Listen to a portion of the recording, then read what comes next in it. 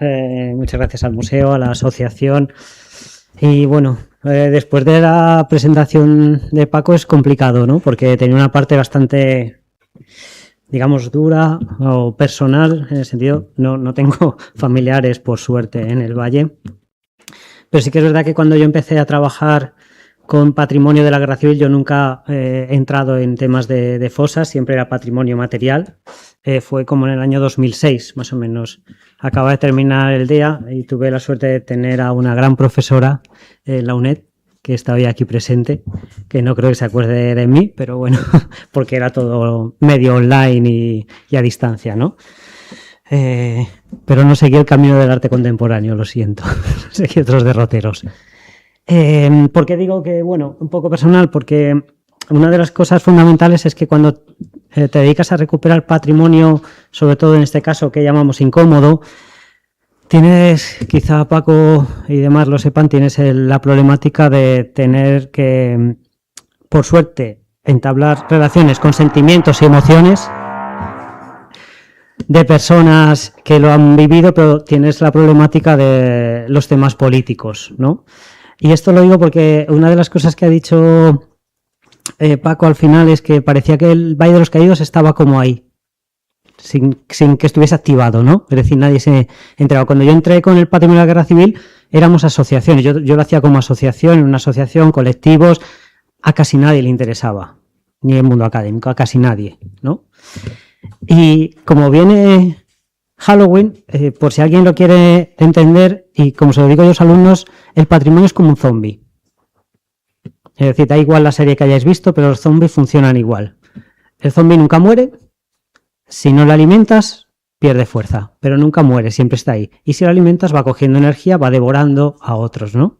El problema son los cerebros que alimentan, ¿no? Y de lo que a mí me toca, y voy a intentar, aunque no tenía preparada un poco así la presentación, creo que lo voy a intentar relacionar con lo de Paco, porque una de las problemáticas es cómo alimentamos a lo mejor el Valle de los Caídos. A mí lo que me toca un poco es, digamos, transformar esos restos en memorias, y aquí entra una de, digamos, de mis líneas, que es lo de visitas a espacios de memoria traumática. Tiene que ver con el turismo y las visitas. Y es un poco la realidad a la que nos enfrentamos, ¿no? Que tiene que ver un poco con, no sé si decirlo, con la dignificación, la banalización y lo que está sucediendo realmente, porque creo que las intenciones que tenemos los que trabajamos en esto son, digamos, poniéndolo en halos, es construir, si hablamos de patrimonio, un presente a través del pasado para unas sociedades futuras, pero la realidad, y pondré algunos ejemplos, es otra. Es una completa distopía. Sé que todo el mundo conocerá lo que está pasando en Auschwitz, pero no es lo único. Entonces, la problemática es cuando lo pones en valor, ¿no? Cuando lo activas, cuando ya activas al zombie, ahí es donde empiezan a surgir también problemáticas que yo no sé, claro, yo no estoy en las comisiones, pero seguramente Paco sepa más, si eso se está teniendo en cuenta al fondo, porque hay problemáticas. Bueno, yo planteé una serie de objetivos que era como reflexionar un poco quizás sobre hacia dónde va nuestro concepto actual de patrimonio. No voy a entrar en esos derroteros, pero sí que intentaré un poco perfilar que, claro, aquí la temática era patrimonio incómodo, básicamente, y en la actualidad, si leéis literatura actual sobre el patrimonio, todo patrimonio es incómodo. Creo que ya no existe algún patrimonio que no sea incómodo. Eso del patrimonio bueno o malo, yo creo que ya es un poquito complejo de encontrarlo. No sé si es porque le buscamos tres pies al gato y ya al final cualquier elemento, ¿no?, puede ser incómodo. Quizá entender también un poco esos visitantes, ¿no? Claro, aquí me iré un poco más a lo mejor a lo que es el turismo, pero por lo menos para que se entienda un poco qué es lo que está pasando en nuestra sociedad. E intentaré poner a lo mejor algún ejemplo o hacia dónde yo creo que podría ir la situación cuando se ponga en valor, ¿no? Bueno, para entrar en la historia del patrimonio, sí que me voy a ir a los últimos, digamos, las últimas teorías o donde todos recaemos, ¿no? Al final, queramos o no, la construcción de la noción de patrimonio está muy asociada a las narrativas nacionales que vienen desde el siglo XIX, y eso ya conlleva que tengan un peso muy grande en cuanto hablamos de puesta en valor y memoria. Y sobre todo porque está vinculado estrechamente, perdón, es que la semana pasada tuve gripe y todavía estoy con carraspera. Está vinculado sobre todo a que las narrativas que hemos ido construyendo sobre el patrimonio está relacionado con grupos hegemónicos, ¿no? Es una cosa que, aunque parezca mentira, todavía nos cuesta superar. Esta dialéctica es lo que James Smith denomina como el patrimonio autorizado. Todo discurso que se genera sobre un bien patrimonial, el tipo que sea, genera un discurso patrimonial autorizado, sin entrar si es bueno, malo, verdad o mentira. ¿Cuál es la problemática de encontrar una narrativa de un bien patrimonial? Que genera una memoria autorizada. Y es lo que justo Paco ha ido viendo, cómo hay una parte, digamos, en este caso, por poner el ejemplo del Valle de los Caídos, está volviendo a recuperar una narrativa hegemónica, una memoria autorizada, que es avalada nuevamente y es creída y además te da esa idea de verdad, ¿no?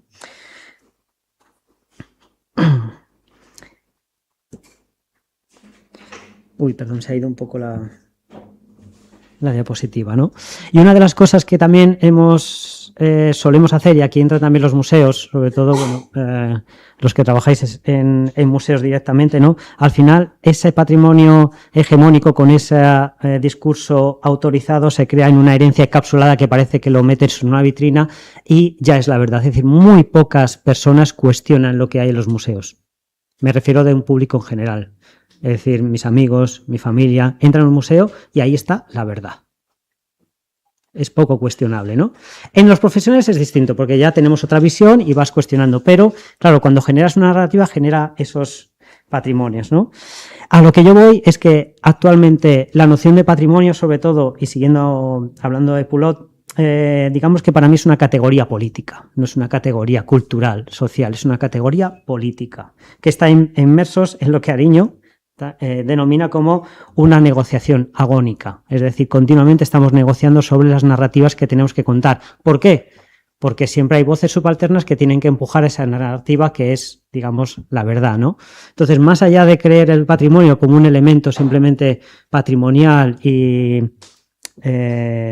digamos, que es relacionado con lo bueno, lo que necesitamos es, sobre todo, esa idea de construirlo como una categoría política. Política me refiero de discurso, de diálogo, ¿no? Y claro, aquí entro, dices, ¿cuál es uno de los ejemplos fundamentales? Lo primero que creo que tenemos que superar para poder construir el patrimonio en una categoría política y que entren más narrativas y que entren más voces y que sea transsectorial es sobre todo quitar la romantización sobre el patrimonio. Tenemos una idea un poco romántica sobre los bienes patrimoniales, independientemente del lado que sea. Y una de las cosas, excepto aquí, creo que es una de las pocas excepciones, es el Valle de los Caídos, es que los monumentos acaban siendo lo más inútil que se puede construir porque son invisibles. No hay nada, esto no es mío, lo tiene Musil, pero podéis seguir a Yellin y demás, no hay nada tan invisible como un monumento.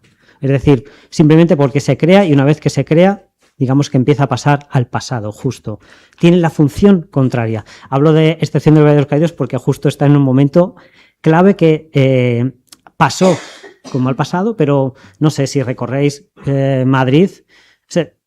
Coges a mis estudiantes, tengo estudiantes de Historia del Arte, de Humanidades, de Turismo, y cuando les preguntas por el Arco de Moncloa, nada. Alguno dice, si yo no lo he visto, digo, pues es pequeño. Pero no significa nada. Es decir, no tiene ninguna narrativa, salvo que algún fin de semana ya sabemos que vayan al parque de al lado y pasen por ahí en estado ebrio. Pero si no, no tiene ninguna. Entonces dices, bueno, ¿para qué sirve, no? Y bueno, podríamos hablar de Madrid en general, ¿no? Sus construcciones, ¿no? Claro, una de las... esto es un poco a dónde iba, ¿no? No he traído el Valle de los Caídos porque sabía que iban a hablar de eso, pero monumentos o elementos, ahí estamos empezando a vivir momentos un poco, no sé si digamos, distópicos y tienen que ver también con las políticas de la memoria. En nuestro país somos un país joven en políticas de memoria, pero bueno, creo que lo conoceréis, Auschwitz. Esto no sé si choca un poco más, es de Es de Halloween. Hace unos años en Estados Unidos un señor que creo que bueno, él lo tenía muy claro. Hitler era un monstruo, pues yo me he visto de un monstruo. Pero claro, empezamos a confundir los discursos. Ahora veremos por qué, a lo mejor, dónde está esa confusión, ¿no? Cuando hablaba de políticas de la memoria, sí que es verdad que muchos de los... Hay un libro de dos francesas, Hesburger y Lefranc, que hablan de políticas de memoria en general, no de España. Y sí que hablan que las políticas de memoria en general han sido un fracaso. ¿Por qué? Es decir, si esto está pasando en Auschwitz, es que las políticas de memoria han sido un fracaso. En general.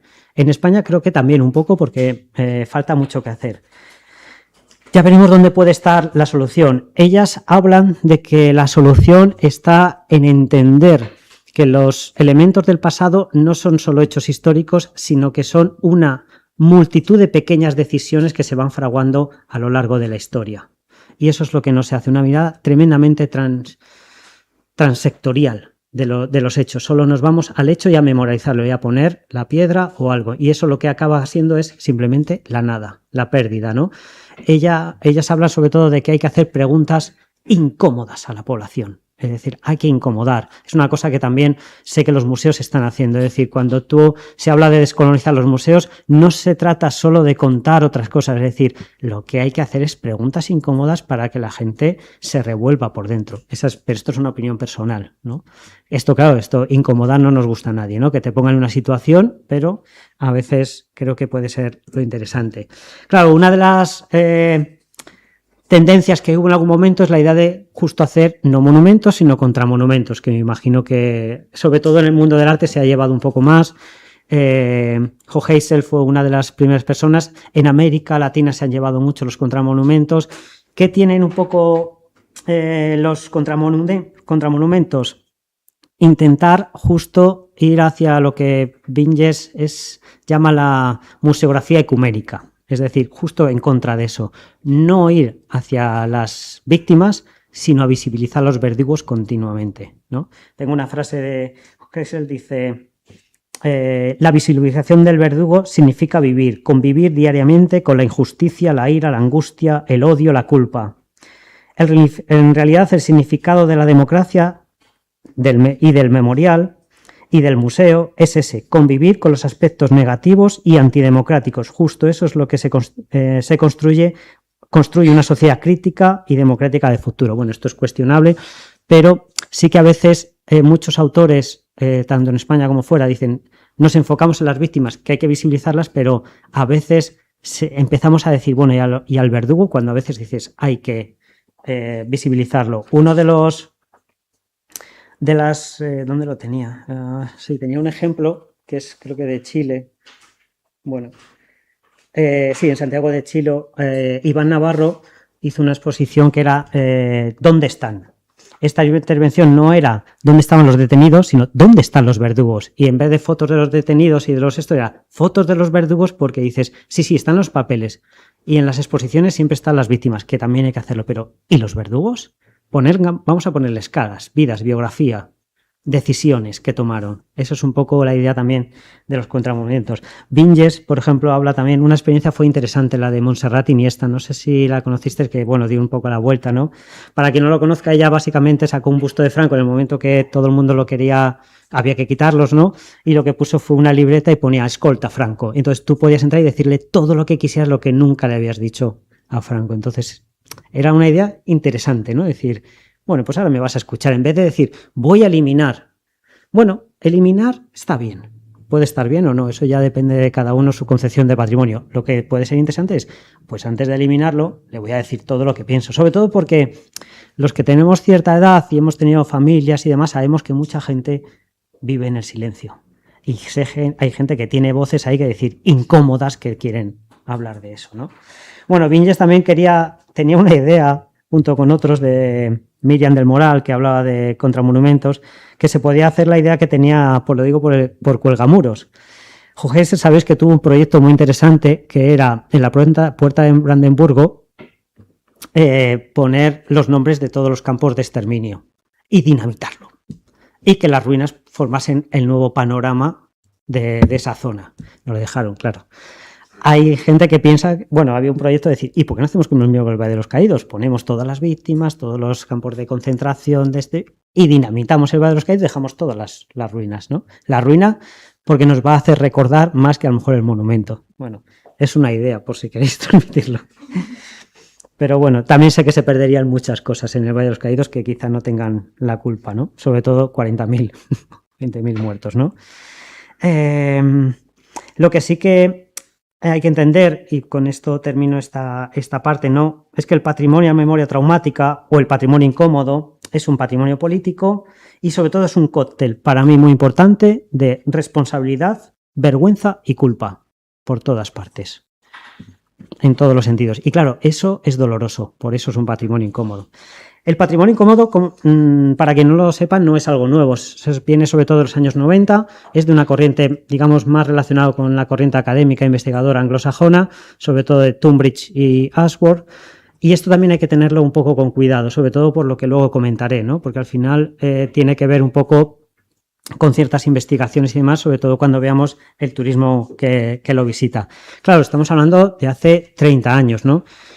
Todo esto ha evolucionado mucho. He traído algunas publicaciones que no son de patrimonio incómodo, pero tienen que ver ya con la incomodidad del patrimonio en general. Descolonización, patrimonio disonante, patrimonio difícil. Es decir, ha habido una evolución de la literatura muy grande, lo que me lleva a pensar que realmente todo patrimonio ya ha pasado a ser incómodo, todo museo es incómodo. Y bueno, los que trabajan en el Museo de Antropología y sobre todo los que trabajan en el Museo de América, que saben que han tenido las comisiones, saben un poco de la dificultad de todo esto, ¿no? El Contested Heritage, ¿no? Lo que sí que esto nos lleva a que hay un autor que se llama Debary, que es un museólogo francés que viene de los años 60 y tiene un libro que es, creo que lo que pasa es que en España no sé si se puede conseguir, se llama De la poubelle au musée, o sea, de la basura al museo. Es decir, cómo el patrimonio en realidad son los restos de nuestra historia, ¿no? Y cuando uno trabaja con patrimonio de la guerra civil, sobre todo en el caso que he trabajado yo con Fortines, en realidad es que casi trabajamos con basura, ¿no? Con restos, pero que tiene una carga potencial de memoria interesante, ¿no? Y los restos están tremendamente esparcidos por nuestro territorio y el año pasado trabajamos con el patrimonio, por ejemplo, un patrimonio que también está completamente olvidado y que tiene una memoria traumática muy potente, que es la de regiones devastadas, sobre todo en una zona como Guadalajara. Para quien no lo conozca, bueno, estos son pueblos medio abandonados que quedaron ahí, donde la propia gente todavía en el 2025 tiene silencio. Algunos quieren recordar y otros simplemente no voy a volver a subir a ese sitio, que es donde me crié, donde hubo devastación, ¿no? Y si a alguien le interesa, allí está el Belchite alcarreño, en Montarrón. Es impresionante, pero también es un zombie, está ahí un poco de momento aparcado. Bueno, ¿hacia dónde quiero ir? Hacia sobre todo, ¿qué ha pasado con eso? ¿Qué pasa cuando patrimonializamos restos? ¿Qué pasa cuando cogemos los desechos de un momento traumático y los patrimonializamos? Ahí es cuando entran los juegos de poder. Y ahí es cuando entra un tipo de turismo, que es el turismo de memoria traumática o el turismo oscuro. El turismo oscuro en realidad empezó con lo que se llama turismo de memoria, que era más de corte francófono, sobre todo a partir de la Primera Guerra Mundial, era poner la idea de conmemorar, una idea más mediterránea, mucho más de nuestras fronteras, esa idea de rememorar nostálgicamente, conmemorar a aquellos caídos y aquella debacle, ¿no? He puesto este mapa, que es un proyecto también muy interesante, de donde se pueden buscar todos los conflictos que ha habido a lo largo de la historia, ¿no? En Europa, como veis, nos hemos ensañado bastante bien en guerras, ¿no? Creo que se quedó aparcado sobre el 2017 el proyecto, pero bueno, se pueden ver todos los conflictos. ¿Qué es lo que sucede? Que en los años 90 estos lugares empiezan cada vez, bueno, antes de eso empiezan a visitarse más y más y los académicos empiezan a teorizar. Y ahí es cuando empieza a haber lo que se denomina un turismo que está enfocado en buscar la pena, el dolor, la muerte. Hay muchas apelaciones. Al final todo esto ha caído sobre un paraguas que se llama turismo negro, dark tourism. El turismo, digamos, de lo oscuro, ¿no? Es decir, lo que está relacionado sobre todo con lo atroz. No, voy a poner por aquí. Como veis, por los apellidos, volvemos a lo mismo. ¿Dónde se ha fraguado este mundo, sobre todo académico y de investigación? Un poco de corte anglosajón. Esto no está más que emparentado con unas políticas de mercado neoliberal y con el turismo. Es decir, es el consumo de la muerte. Que lo hemos hecho desde el turismo de memoria, aquí con aspectos nostálgicos, pero al final había muerte, ¿no? Lo único que ya lo hemos mercantilizado. De hecho, hay un autor argentino, Constant, que habla de tanacapitalismo, ¿no? Es nuestro consumo ya, hemos capitalizado la muerte directamente, ¿no? Bueno, por resumir un poco y no extenderme, el turismo oscuro es un gran abanico, es decir, en el turismo oscuro entra la visita a una mazmorra, un paseo que te pueden hacer en Madrid por digamos, de fantasmas, o por ejemplo la marcha zombie que suele haber los días de Halloween, o Auschwitz, es decir, y por eso muchos autores hablan del espectro de oscuridad, desde lo más negro hasta lo más claro, ¿no? Hay que entender que aunque está la conmemoración, esto está dentro de la dinámica del turismo, y la dinámica del turismo está dentro del mercado. Ambos comparten espacio, es decir, eso no quita, una cosa no quita la otra. Y lo que sí que está pasando es que este turismo, que cada vez es más reclamado, está cambiando nuestra relación con la muerte y nuestra visión de la propia muerte del otro. Es decir, es una de esa realidad. Auschwitz, lo que está pasando en Auschwitz, esto es una consecuencia de este turismo oscuro. Y creo que lo tengo... No, lo pondré luego. Claro, la idea es esta frase de Deutsch, de Montserrat Deutsch, ¿no? Uno de los desafíos de nuestro tiempo es que si esto ocurre, si seguimos banalizando la memoria, lo que vamos a tener son individuos fallidos, sin memoria ni identidad, y por ello presas fáciles de movimientos totalitarios. Creo que la parte que ha puesto Paco, creo que empieza a reflejar un poco, sobre todo las imágenes, de quizá lo que pueda pasar, ¿no? O cuando vemos lo de Auschwitz, esa foto, esa banalización, dices, al final son personas que van allí y no están entendiendo nada. Están como en una película, pero no están entendiendo nada. Y esto sí que es una problemática, ¿no? Para diferenciar un poco todo este turismo oscuro, nosotros denominamos espacios de memoria traumática. ¿Por qué? Primero, porque autores como Stone, Foley, hablan de que para que sea algo realmente incómodo, traumático, tiene que haber pasado en una cronología de menor de 100 años. Es decir, para que esté en la memoria, ¿sabes? Hallwatch, la memoria colectiva. Es decir, para que realmente te toque. Si no, dices una mazmorra medieval, por muy sangrienta que sea, no te toca. Es decir, ha pasado, está en un contexto histórico muy lejano. Pero el Valle de los Caídos no. Porque alguien lo ha vivido, alguien te ha contado, es decir, está la memoria colectiva, ¿no? Está conectado sobre todo con personas que directa o indirectamente han vivido eso. Es decir, hay una conexión emocional. Siguen siendo elementos, y vuelvo a sacar la ponencia de Paco, es decir, que están en nuestra construcción aún identitaria. Y creo que mejor ejemplo que ese no lo hay. Es decir, el Valle de los Caídos todavía no sabemos en qué parte de nuestra identidad cultural está, pero está en construcción.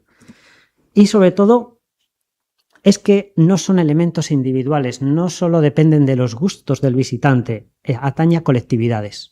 Y esto es, claro, volvemos a la memoria colectiva, es muy importante, ¿no? Entonces, claro, todo esto es un cóctel tremendamente importante y tremendamente también delicado, ¿no?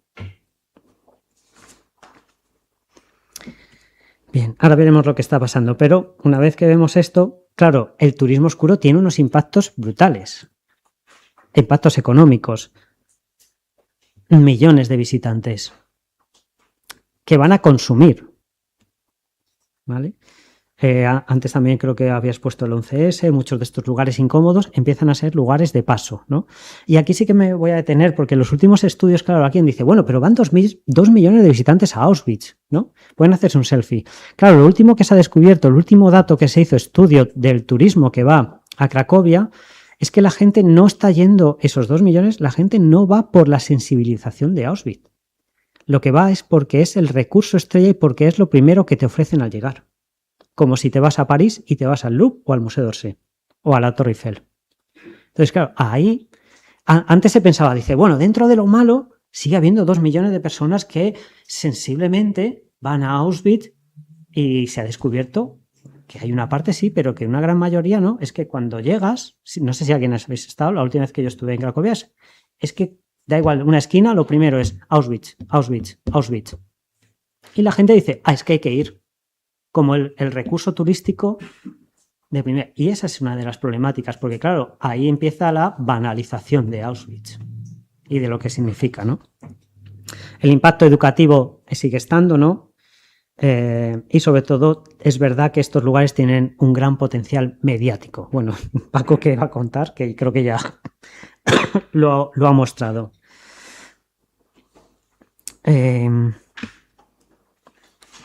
Claro, y aquí es donde, cuando vemos esto, es cuando empezamos a hablar de los lugares, el turismo incómodo como distopías, ¿no? Había traído un vídeo, pero no se escucha. Lo voy a visualizar solo un momento. Son unas noticias, ¿eh? Es de enero de 2025. Tiene que ver con la guerra de Gaza. Vamos a intentar probarlo, pero creo que no se podía escuchar. No sé por qué, pero bueno. Y encima creo que había un montón de... vamos a... Solo lo visualizaremos y lo explico un poco para que... con algunas imágenes que son muy representativas. Sobre todo porque es lo que está pasando. Menos mal que he aceptado todas las cookies y todo para que no hubiese problemas, pero vamos. Ya, el fallo ha sido mío, que quizá lo tenía que haber buscado en YouTube y descargarlo y no lo hice. Perdón. A ver. Bueno, es un trozo de los noticieros, está hablando de la guerra, de lo que estaba pasando en Gaza, y lo que habla justo es de el lugar donde se podía visualizar. Tú pagabas un itinerario turístico con una empresa para ir a ver cómo se tiraban las bombas en la franja de Gaza, para hacer fotos. Entonces, esto que parece una barbaridad, que nadie se incomode. Pasó la guerra de Irak. En Ucrania tú puedes concertar con una agencia turística e irte a primera línea de frente. Es decir, esto pasa en... Vamos, ya veis mucho. Aquí ya está, como lo veis, lo tienen con sus paneles interpretativos, sus lugares. Y bueno, claro, esto es de enero y los comentarios son... Esta es la reportera, si lo pudiésemos escuchar, algunos son brutales, de como diciendo, cuando cae una bomba, casi como ¡toma! Sí, sí. Entonces, pero veis, tiene hasta sus paneles, su interpretación, tiene su museografía. Es que estamos museografiando. No voy a entrar en el conflicto, no pienso entrar en eso, pero museografiar el lugar donde se están tirando ahora y donde caen, que puede haber muertes y demás, hay una cosa que algo está fallando en no sé si en nuestra sociedad, pero los profesionales del patrimonio también estamos fallando en algo. Porque esto es una tónica, ¿no? Y la gente paga por esto. Bueno, más o menos... Se puede buscar, ¿eh? Si lo ponéis Gaza, turismo o algo así, seguramente os... Como veis, bueno, no voy a entrar más en eso. Vale. Pero hay muchos ejemplos, ¿eh? Puedes visitar las favelas, además no cualquier favela, sino donde ya ha muerto algún turista por este tipo de turismo, ¿no? Es decir, lugares donde hay pena y demás, ¿no? Y aquí había entrado un poco en los museos, que los museos también están haciendo lo suyo.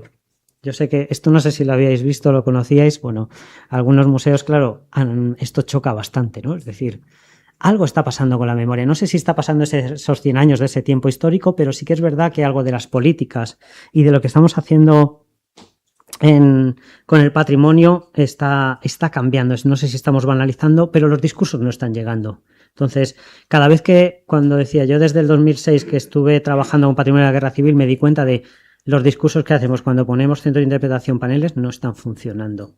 No sé si es problema nuestro, de la educación, de los medios, pero no está funcionando. Es decir, hay una banalización, ¿no? Los museos siguen... está claro que está en un momento de cambio brutal y este museo es uno de ellos, pero sigue teniendo que contar cosas muy incómodas, ¿no? ¿Cuáles son un poco las teorías hacia dónde intentar paliar esto? Hacia la empatía.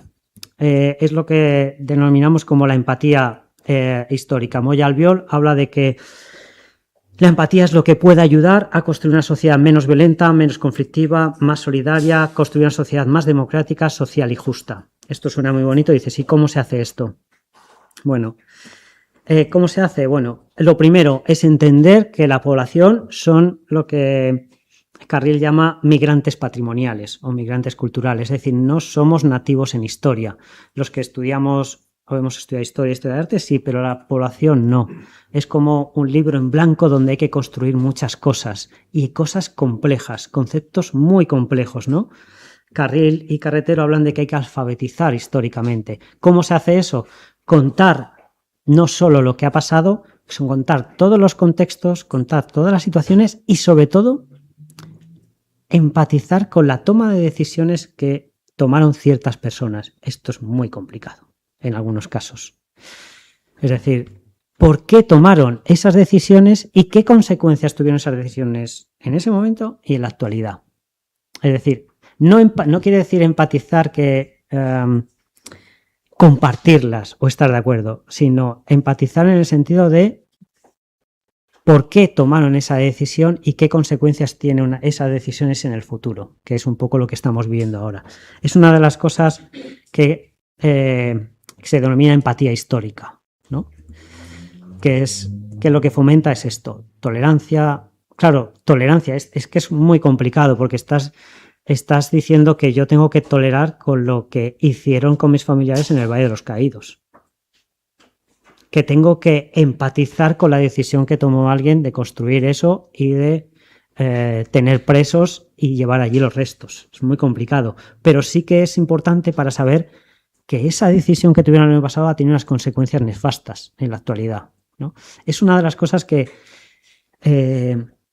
muy complejas de realizar, que se ha hecho muy poco, pero casi todas las teorías sobre interpretación del patrimonio y puesta en valor van hacia esto. ¿Por qué? Porque las puestas en valor del patrimonio normalmente tienen que ver con la simpatía, no con la empatía. Es decir, con lo que tú defiendes. Pero lo doloroso es que te pongan justo eso que odias delante y que tengas que entenderlo. No dices comprenderlo ni estar, bueno, comprenderlo sí, no digo que tengas que estar de ese lado, pero decir, tienes que tomar la decisión, tienes que ver por qué tomó esa persona esa decisión, ¿no? Si habéis leído un poco sobre el Holocausto, sabéis que hubo muchísimas personas que estaban en contra de la Alemania nazi y al final fueron algunos los más agresivos, ¿no? Porque al final el ciclo de la Alemania nazi les llevó a hacer cosas aberrantes. Libros de Hannah Arendt y demás, si los leéis, son brutales sobre muchas de las cosas que llegaron a hacer, ¿no?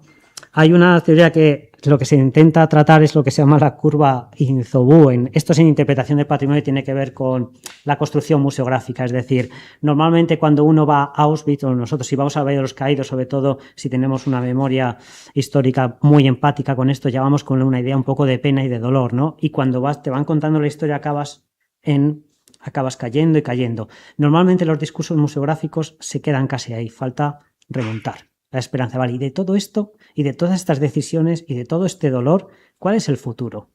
Muchos de los lugares incómodos falta ese nivel de acción. Bueno, había traído algunos ejemplos porque creo que ya tengo que ir terminando, de cosas que se están haciendo, por ejemplo, en el museo este es el de Manchester, el del Imperial War Museum de Manchester. Es interesante donde uno elige su historia, es decir, tienes un montón de cajas con elementos de personas supervivientes o muertes, es decir, artículos personales. Entonces tú vas abriendo las cajas, nadie te cuenta la historia, tú vas construyendo los relatos de las personas. Es interesante porque no es un relato ideológico de quiénes son los buenos, quiénes son los malos, sino tú vas abriendo cajas y vas leyendo sus cosas, cartas o elementos, ¿no? Los ingleses, los anglosajones lo hacen muy bien, ¿no? En este caso, ¿no? O elementos también como... Creo que en muchos espacios faltan lugares de socialización, de contar, de hablar. Faltan muchos lugares para que la gente hable entre sí. Esto a veces en los museos es complejo porque no hay espacio ni tiempo, necesitas mucho personal, pero sí que en lugares tan traumáticos y dolorosos creo que falta que mucha gente hable y comparta, ¿no? Y sobre todo que se compartan cosas que pueden molestar a que tienes al lado, pero ahí está la empatía, ¿no? Este fue un proyecto que se hizo en un museo en Asturias, sobre todo para contar la historia del pueblo a través de fotos con todas las personas del pueblo, que nunca habían hablado, ¿no? Se recopilaron fotos y la gente fue poniendo lo que pensaba de cada foto y quiénes eran los de cada foto. Y salieron historias silenciadas que se llevaban sin escuchar años. décadas. Con lo cual salieron nuevas narrativas y una visión distinta del lugar, ¿no? Bueno. En muchos lugares lo que se está empezando a hacer para intentar fomentar esa empatía son lo que se llaman los laboratorios ciudadanos, que conocéis, o lo que veremos ahora como las bibliotecas humanas, ¿no? Los laboratorios ciudadanos es justo convocar a la población para que exprese sus ideas y eso con profesionales y con gente de la población se lleven a cabo, ¿no?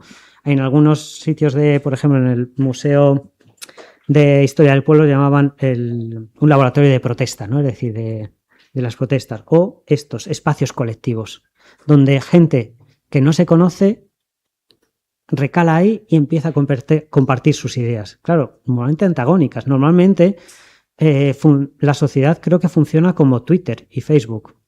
Es decir, te retroalimentas de lo tuyo. Lo complicado es cuando te encuentras justo con lo antagónico y tienes que dialogar y pactar. Y eso es a veces lo que falta, sobre todo cuando hablamos de patrimonios incómodos, ¿no? Bueno, esta fue otra, simplemente es un ejemplo para esta idea de espacios de laboratorios, ¿no?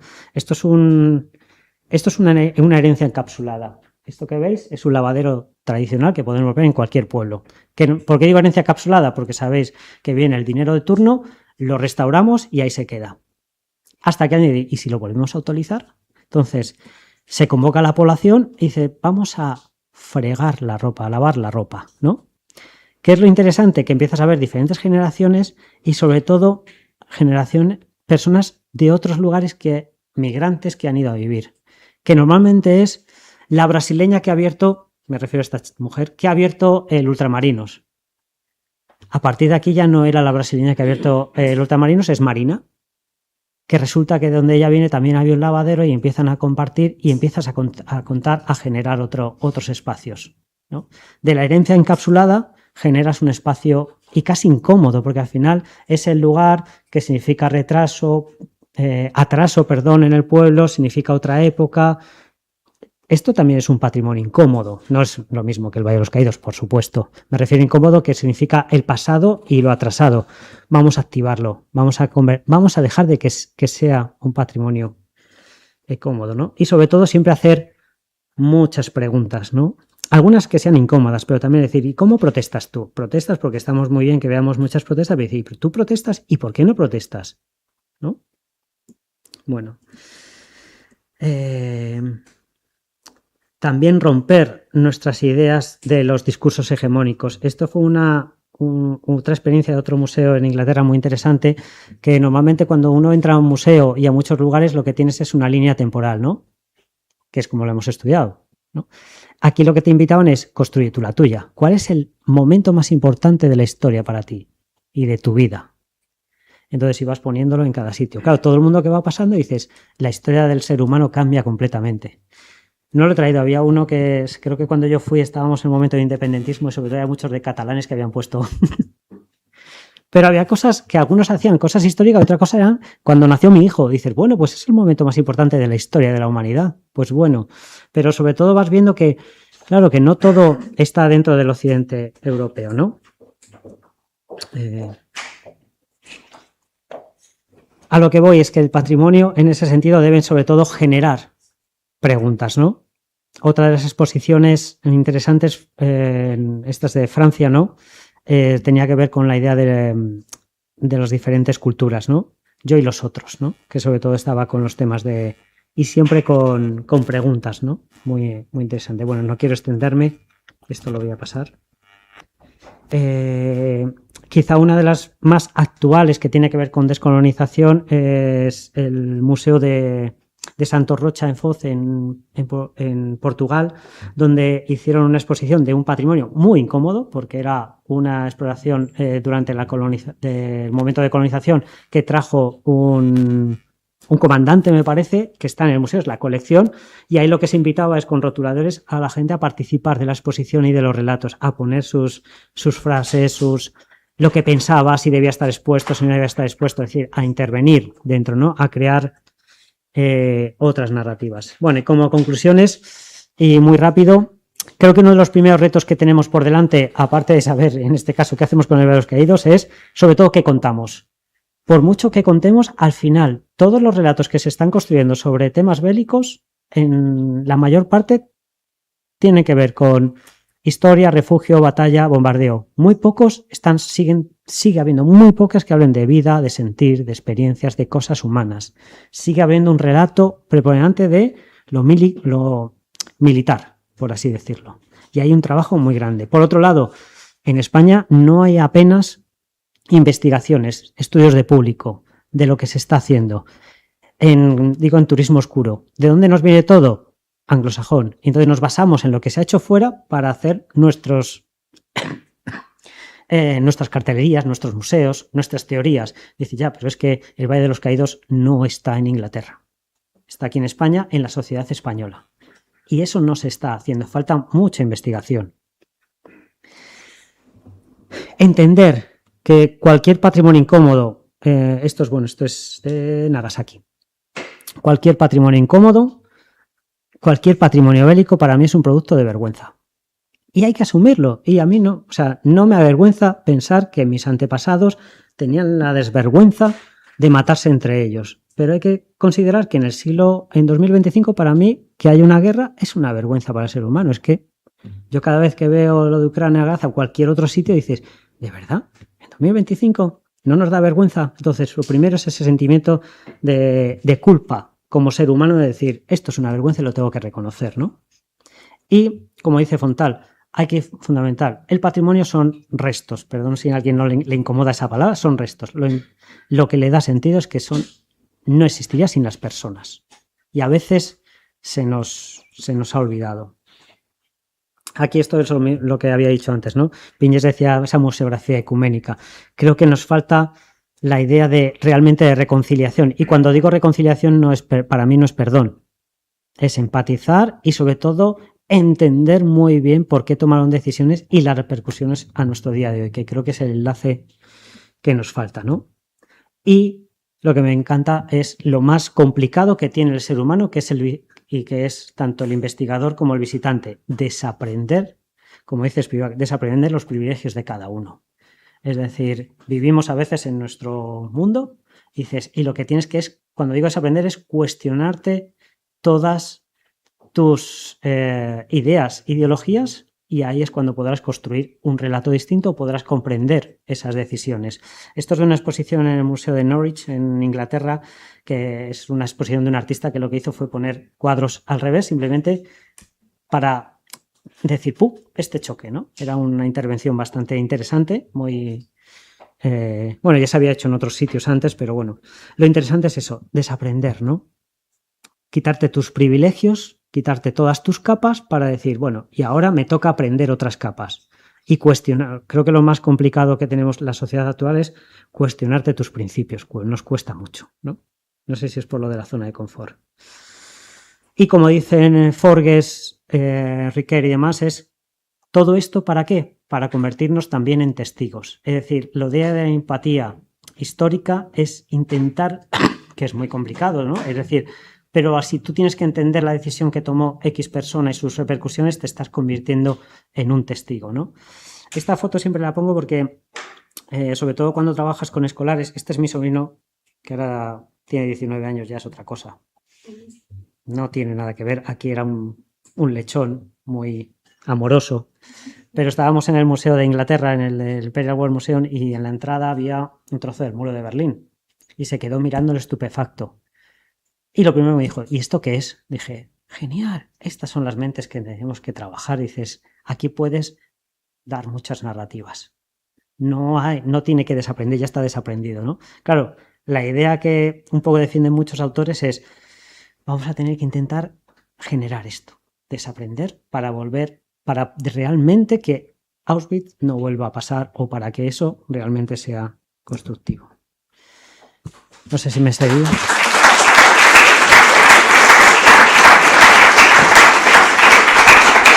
Perdón. Vale, creo que he ido muy rápido, tenía muchas cosas, pero bueno, lo siento. Bueno, muchísimas gracias, Óscar. Vamos arañando minutos al tiempo de descanso, como se avanzaba. Sí, perdón. Pero yo creo que podemos arañar algunos más. Si tenéis algún comentario puntual o una pregunta para Óscar, y aprovechar que tenemos aquí su presencia. Bueno, yo he de decir que me ha recordado un poquito esto de crear otro, y además lo de empatizar y todo esto. En 2006 hubo en Castilla-La Mancha una exposición sobre la guerra civil, pero eran las cartas de amor de la guerra civil, analizando el